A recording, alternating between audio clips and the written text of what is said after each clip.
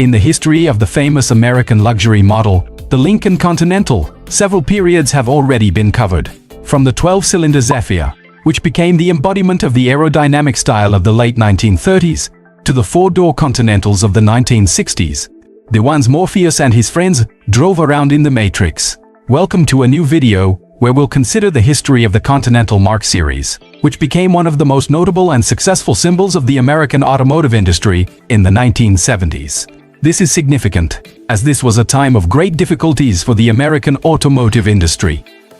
If you enjoy this type of content, subscribe to our channel. It's free. Let's get to it. Before delving into the main character of this episode, let's briefly review the history of the previous generations of this famous land yacht. The first Lincoln Continental was built in 1939, based on the Lincoln Zephyr.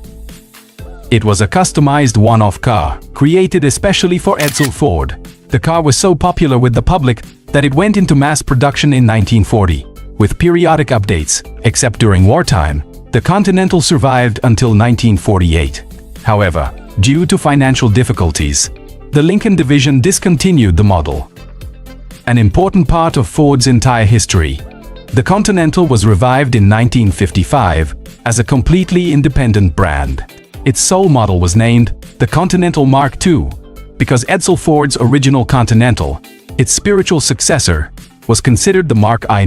The Mark II became the most luxurious and expensive car of its time, and perhaps one of the most elegant, but it was a failure in the marketplace. A total of about 3,000 units were sold, and in 1956, the Continental brand as a separate entity was discontinued. The name was returned to the Lincoln Mercury division, and, beginning in 1958, began to be used on its flagship models.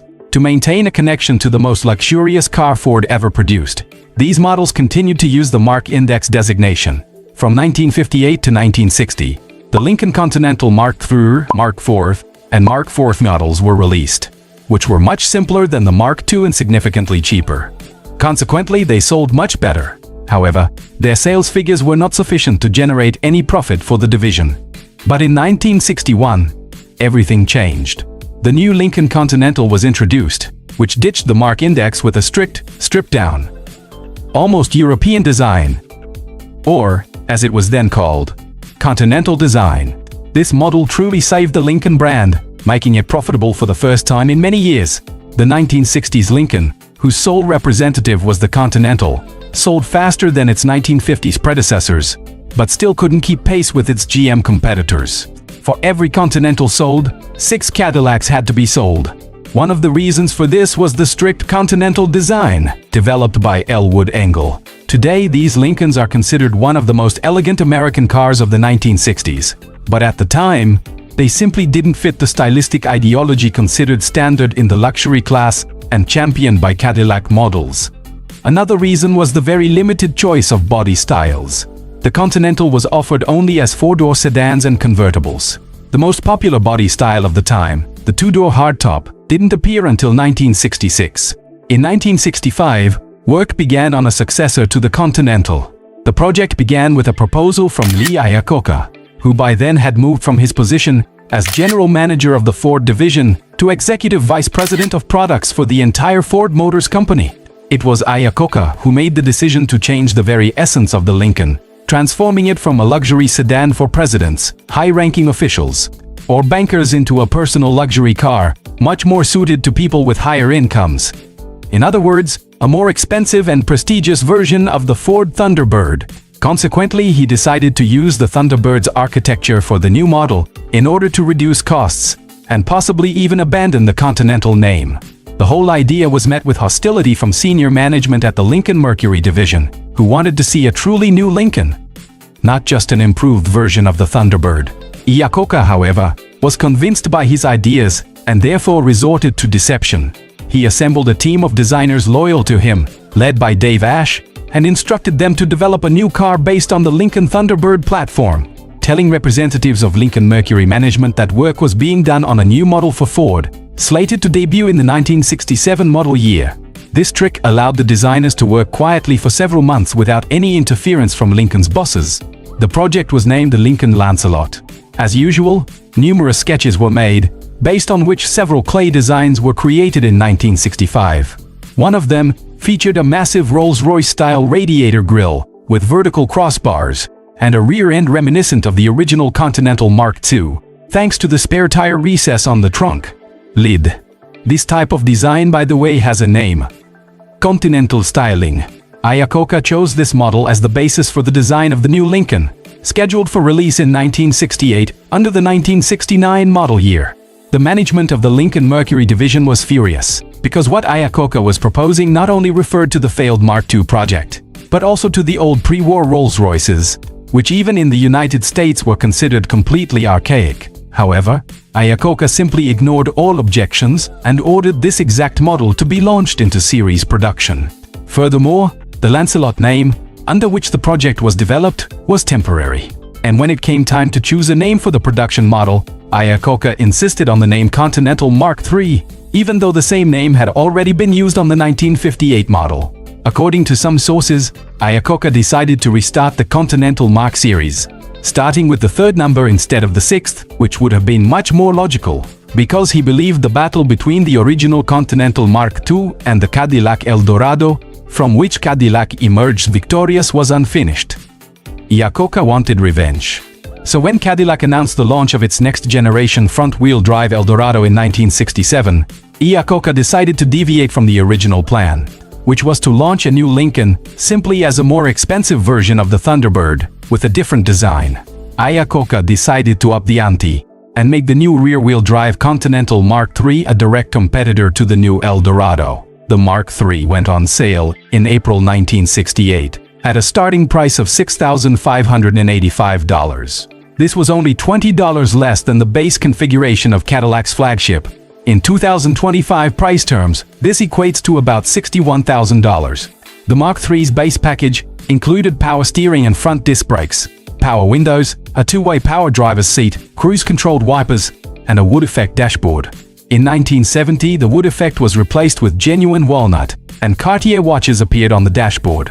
That same year, standard equipment included an anti-lock braking system with magnetic sensors on the wheels.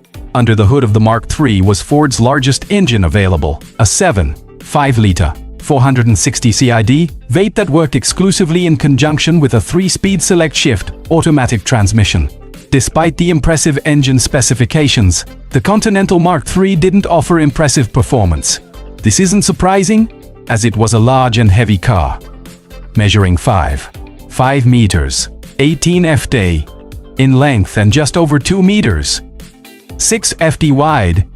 It weighed 2,226 kilograms, 4,800 pounds, with a full tank. The Mark III accelerated from 0 to 100 kilometers, 62 mph, in 9.5 seconds, while its top speed was just over 200 km/h, 124 mph.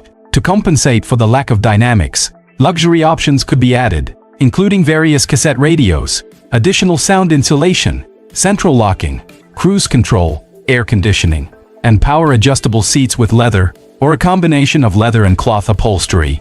A roof hatch and an automatic high-beam headlight switch could also be ordered. A choice of 22 body colors was available, 14 of which were metallic. In 1970, the options list included automatic climate control. The price of a fully equipped Mark III reached $9,500, but this, taking inflation into account, was approximately 30% less than the price of the original 1950s Continental Mark II. $30 million and 3 years of work. That's what was spent on the development and launch of the new Lincoln Continental Mark III. But was it worth the risk? Did Iacocca succeed in realizing his ambitious plan to turn the model into a genuine competitor to the Eldorado? Of course, he succeeded. During its more than 3 years of production, from 1969 to 1971, the model circulation exceeded 79,000 units. For the first time in its production history, the Continental surpassed the Eldorado in sales and circulation, which during the same period amounted to 74,500 units. Most importantly, the Continental Mark III proved to be a highly profitable product, thanks to the distribution of development and production costs between it and the new Thunderbird. For each Mark III sold, the Lincoln Mercury division earned approximately $2,000, ultimately resulting in a profit of over $150 million. It's also important to mention that the two-door coupe in the Mark series wasn't the only Lincoln product. In 1970, a new generation of Continental models went on sale that didn't belong to the Mark family. These were four-door sedans measuring 5.71 meters, 18.5 ft in length. Unlike the previous generation, which used reverse-opening rear doors, the new model featured the standard door layout. Two-door versions were also offered. The presence of these models, unrelated to the Mark family, contributed to some confusion in the nomenclature of the Lincoln lineup, but it didn't repel, or rather, even attracted new buyers. Under the hood of these models was the same 7.5-liter V8 with 365 horsepower and 678 Nm of torque. The transmission was still the same 3-speed automatic. Acceleration from 0 to 100 km/h, 62 mph, was 9.5 seconds. The claimed combined fuel consumption was 26.4 liters per 100 kilometers, 62 mph. But in urban driving, the 7.5-liter monster could consume between 33 and 40 liters of gasoline, depending on driving style. What really mattered was the luxury equipment, which included electric drives for everything that could move, a self-adjusting rear air suspension, climate control, cruise control, a combined leather and vinyl interior with thick carpeting on the floor, and many other amenities. The Lincoln Continental sedan, which debuted in 1970 and was sold until 1979, wasn't as profitable as the Continental Mark IV Coupe series. However, it sold in almost the same numbers as the Coupe, or even slightly better, which also brought the manufacturer a healthy profit. This was exactly the success the Lincoln brand had hoped for since production of the first-generation Continental ceased. And with the Mark IV Coupe, things were going swimmingly. The new Continental Mark IV arrived at dealerships for the 1972 model year and continued to outsell its fellow model, the Cadillac Eldorado. We've reached the end of this video. Comment in the comments, like the video, subscribe, and tap the bell to enjoy future videos like this one. See you next time.